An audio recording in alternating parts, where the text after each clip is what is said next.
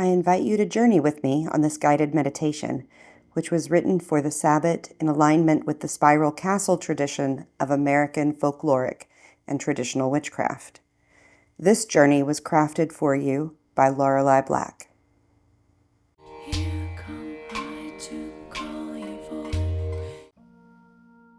Make yourself comfortable. Close your eyes and breathe deeply in and out. Again, in and out. A third deep in and out. Continue breathing deeply and rhythmically as you relax into the spirit journey. Feel your body safe, secure, and at peace as you follow your breath in and out. Let yourself relax comfortably and picture yourself drifting downward and inward to the third realm, the lower realm. The third realm is a place of darkness and mystery. Let yourself sink down into the third realm and rest there peacefully.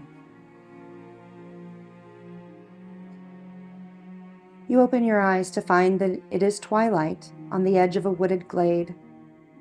You have been resting on a bed of soft green leaves that have fallen a little early from the trees above you. Looking, you see that the forest's colors are indeed giving way from green to a faded gold, and the chill in the air is a promise you know brings brighter, richer colored leaves, crisper days, and change. A rooster crows in the distance. Getting your bearings, you look for a path, picking your way through tall grass and Queen Anne's lace as it brushes your knees. Golden yarrow, perfect for wildcrafting, nods at you in the glow of the westering sun. Ivy covers the ground and climbs the nearby trees as you make your way to the wood's edge, eager to taste a grape dangling lusciously from a vine that abuts the forest. Your eyes on the heavy grapevines, you're surprised to hear mutually shocked squeaking and squealing from the forest floor near your own feet. Looking down, you see a hummock of leaves and debris. Several wild piglets emerge from beneath it, running in terror in every direction at your approach. From across the glade, though, a new sound emerges. A deeper, angrier squeal. She, too, is frightened, but this mother sow also sounds enraged. With spines bristling, she charges the looming threat to her unprotected young. You. Sidestepping just as she charges, you manage not to get gored by her fearsome tusks. She turns at the end of her run and faces you down again. A second time she charges and you just barely leap out of her path, though this time part of your garment is caught and torn on her tusk. Seeing how fast she runs, you know you will never outpace her, so you look around for some other means of survival. A large rock rests at the base of the nearest tree, and above that is a limb you can reach. You hurriedly climb into the tree as she takes her third furious, slashing attempt to reach you. Her tusks rip more than fabric this time, and you feel intense pain in your ankle as you climb into the tree and out of her reach at last. She slashes in vain a few more times at the tree trunk and then turns to the piglets who join her in a rush of snorts and squeals away from the glade. You keep your place in the tree for a few moments, listening to the sound of their retreat until you are sure it is safe for you to come down again. Your ankle throbbing, you walk in the opposite direction toward the southwest, past the grapevines, in the direction of the crowing rooster. Limping, and with the twilight sun obscuring the colors of the landscape and making long shadows, you come to the edges of a lake. You shade your eyes for a better view, thinking you must be misperceiving the lake's hue, for it appears red to you in this light.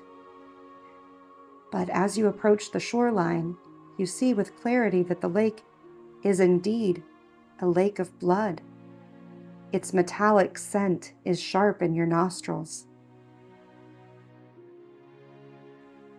A small barge and its boatmen wait at a short distance, and you make your way to them. In the middle of the lake, you can see an island with a castle upon it. Curious, you ask the boatman what place this is and who is its keeper. In response, he simply gestures for you to board. Arriving on the island shore, you feel a shiver. The chill of the autumn twilight and your brush with the sow have left you shaken. Weariness washes through you as you observe this place. You see a well nearby, capped with a familiar symbol, overlapping circles intersected by a line. You also see a fountain bubbling not far away.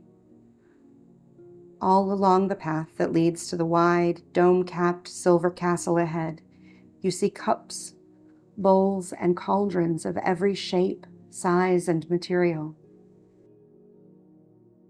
Some hold food, some hold water, wine, and mead. Some are filled with coins, some are filled with blood.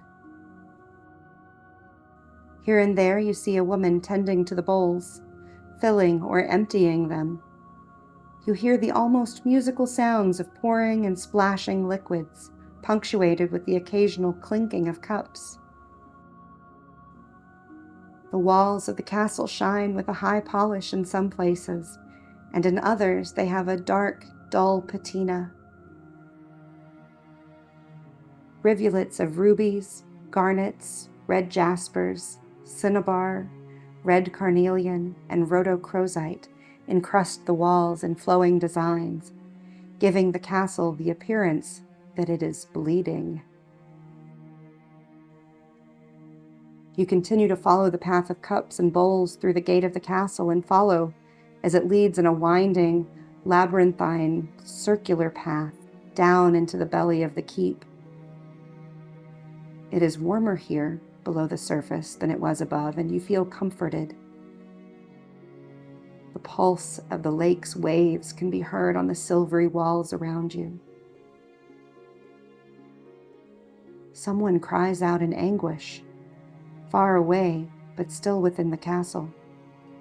Your comfort evaporates into caution, and still the waves rhythmically lap at the walls. The winding path ends in the centermost root of the castle, with a squat chamber accessed through a rounded door. The door is covered in the same bounty of red jewels, forming patterns and symbols upon its silvery surface. Looking at the beautiful jewels and mysterious designs, vignettes of images seem to rise up. A sounder of wild pigs with a boar and 3 sows guarding their piglets. A brood of chickens with a rooster and several nesting hens. An arbor full of succulent grapes. A collection of bowls and cauldrons. What other symbols in the door can you see?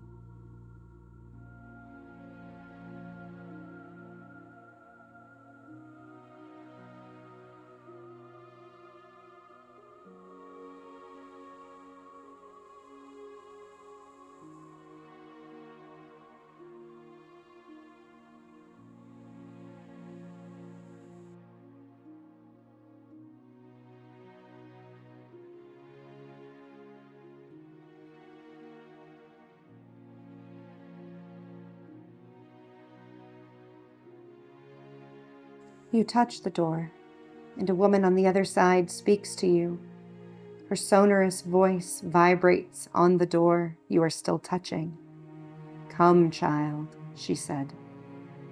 "Join in my feast."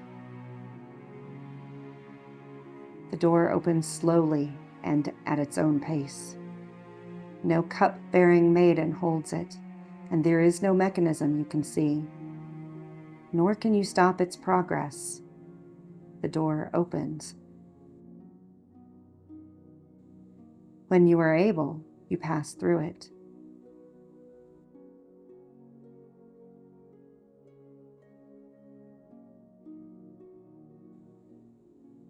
The chamber in which the queen sits is lavishly bedecked with red fabrics, drapes, and cushions in every shade and texture of crimson. Her hair is silvery white, and her dark eyes have both a sharpness and a kindness in them. She wears a gown so deeply red that it is almost black. A large cauldron filled with a savory stew bubbles nearby, and its aroma is mouth-watering. Quiches, footed compotes, mazers, jorums, basins, coops, goblets, chalices, every imaginable shape of bowl and cup was overflowing with sumptuous food and drink, all arranged in lavish display. The aroma of roasted pork and chicken reaches you, and it is no surprise to see a bowl with bunches of red and white grapes. In the midst of the bounty sits an empty silver bowl with handles, a quiche, and next to it, a red-handled knife. The bowl radiates a silver glow, as if it holds moonlight itself.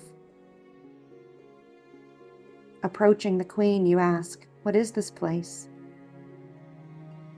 She replies, and you taste a burst of iron and salt upon your tongue. You smell myrrh, cinnamon, and cedar. It has many names, as does its keeper. It is called the Grail Chapel by some, the Well of Souls by others, the Silver Castle, the Bloody Keep, Castle Perilous. I am its queen. Some know me as Caradwyn, lady of the famous cauldron Awen.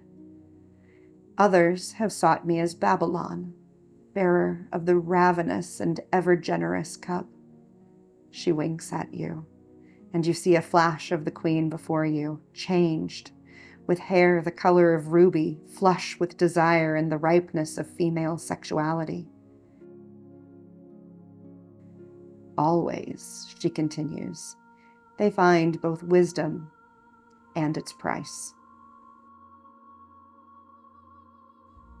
She smiles to herself, blessing and blood. She lifts the empty silver quiche from the midst of the feast food. "You have paid a price in blood to be here," she says, glancing at your wound. "Now, find blessing." As she lifts the cup to your lips, you discover it is not empty now, but instead is filled with sweet, warm, spiced red wine. You drink your fill, and the liquid freshens your mind, heals your body, and brightens your spirit. Aches and sorrows you hadn't known you carried felt lifted, the wound given by the boar sealed and healed over. She lowers the cup, dips her finger inside, and anoints your brow with a symbol. You gaze into the dark pools of her eyes. "I have a message for you, child," she says.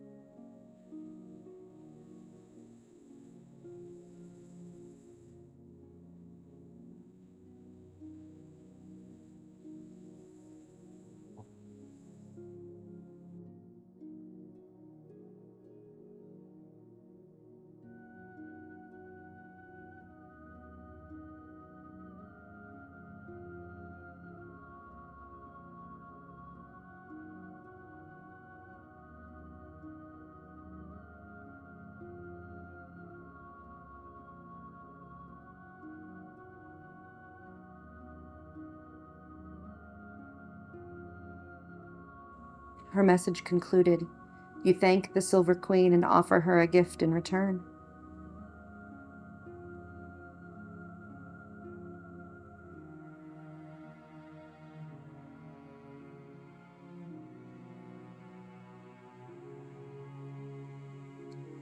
Distantly, you hear the rooster crow and you know you must leave. You squeeze your way back through the round chamber door, which is opened just barely enough for you to pass,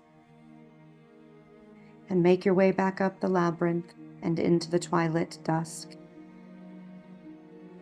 At the shoreline, the boatman waits for you, this time with hand outstretched for payment. You reach into your crane skin bag and retrieve a silver coin minted on one side with an image of the queen, and on the reverse with a two-handled cup from which you just drank. Giving him this payment, he once again ferries you across the sanguine sea. You follow the short path back past the grape arbors to the now empty autumn glade where your journey began, laying yourself down once more upon the bed of leaves. You are back where you began, and you take your rest. You feel a rising up as you become more aware of the physical sensations in your body, and your fetch merges with your physical self again. Breathe, stretch, and open your eyes when you are ready.